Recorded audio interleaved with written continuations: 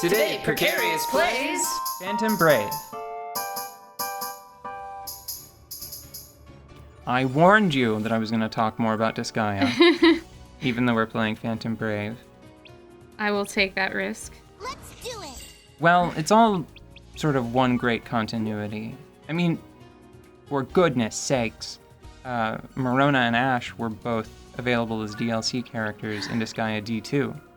That's awesome. How? Let's do it. I mean, okay, I haven't played enough Disgaea to really get a feel for the characters, but aren't they just a bunch of buttholes, mostly? Broadly speaking, I mean, Like, that's sort of the core of That's it. the point, right? They're all demon overlords of hell, Yeah, and everybody's their cohorts. almost... Is there ever a point where... So, Adele from 2 was not a...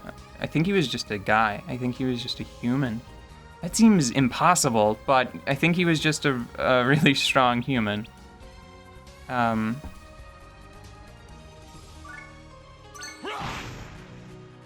3, I think that basically everybody is... Flan is an angel in the first one.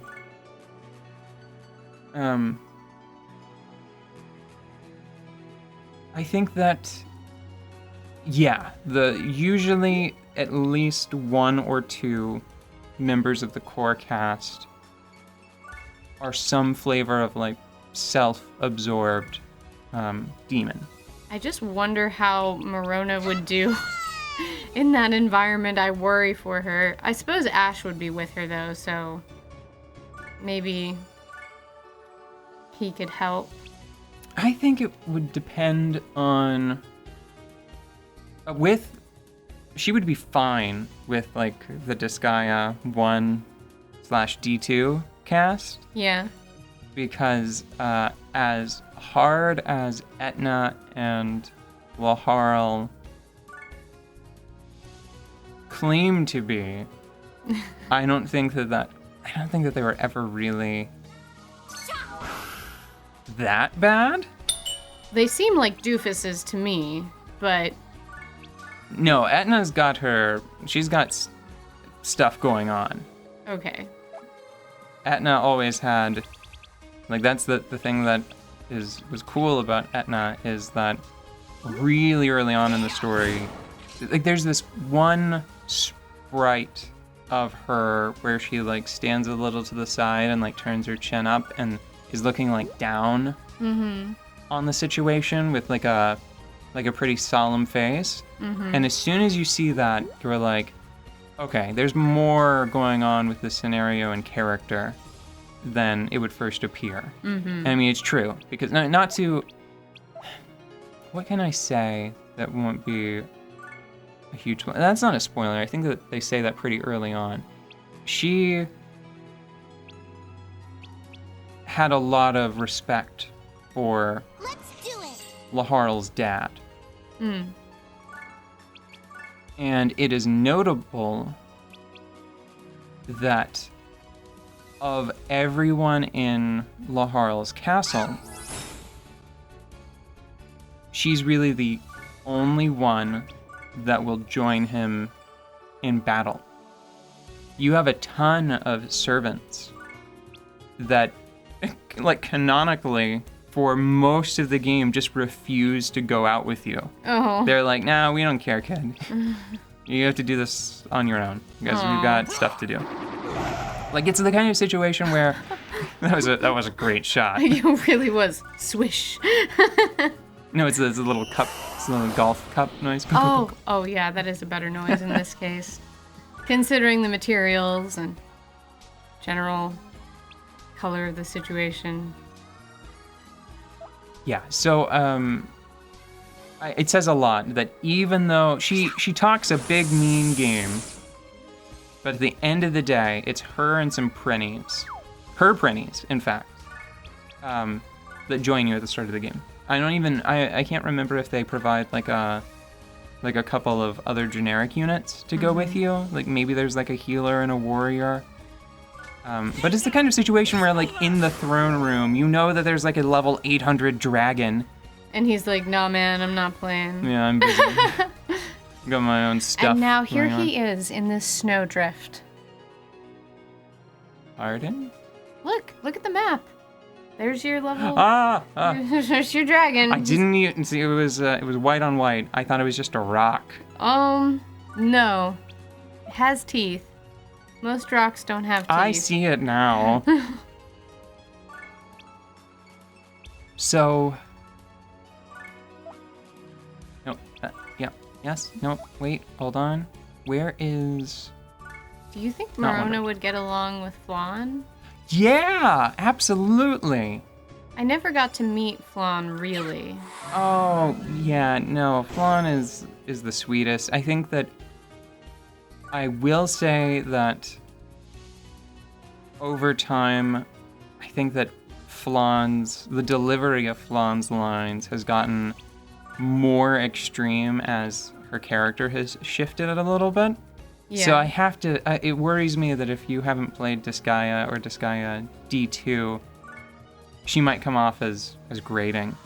Mm-hmm. Hell, actually, I could see for a lot of people, even having played those games, she could come off as grating because it's like part of the point. You're supposed to like her despite the fact that she like gets on Laharl's nerves and Etna's nerves.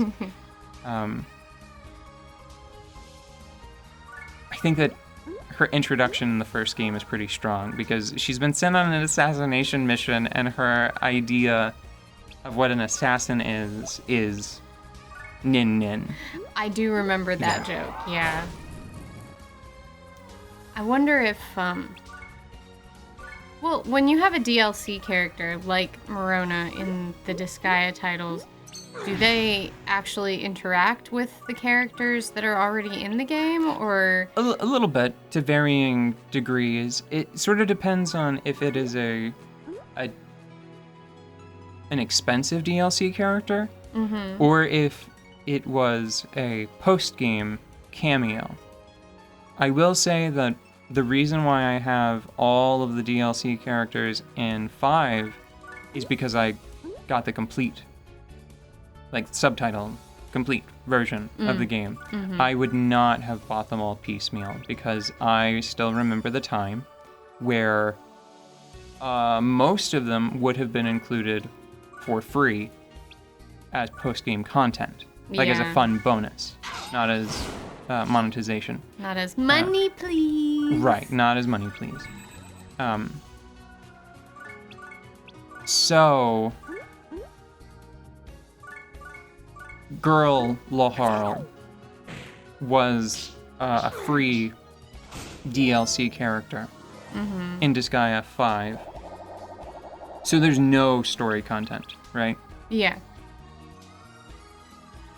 That contrasts with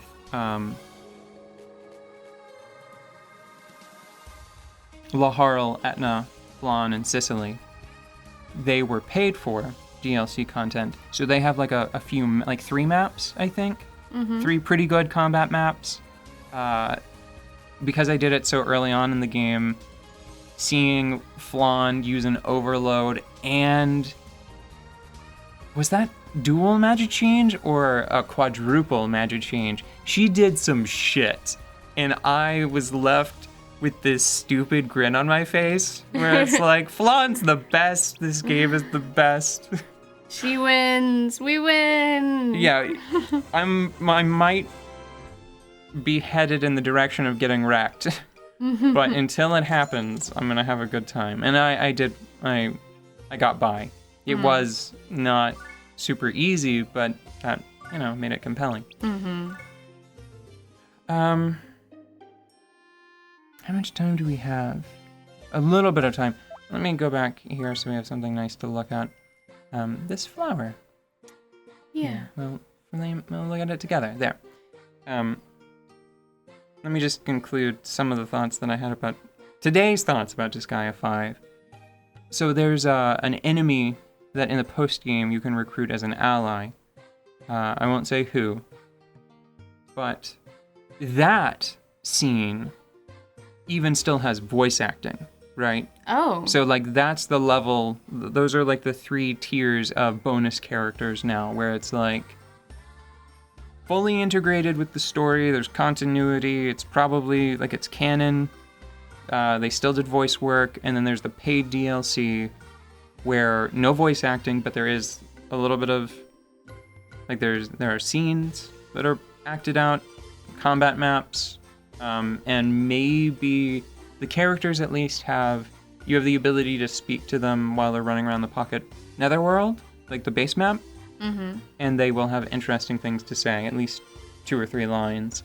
And then there's the free DLC, where it's just like, you get them for combat, you get their evil Ds, you get their combat voice lines, and you can talk to them in the Pocket Netherworld, but there are no, like, skits that involve them. Like, there's no skit where, like, Girl Laharl talks to regular Laharl. That would be pretty funny, because the whole idea behind Girl Laharl is that the kid is afraid of busty women, and that is why when the Netherworlds were causing characters to, like, live their greatest fears, Yeah. he gets turned into a busty lady. Oh my god, Yeah. okay. It's very silly. You know what Etna's thing was? What? Her hair was the exact same hue as Laharl's. Oh. So her greatest fear is becoming more like Laharl.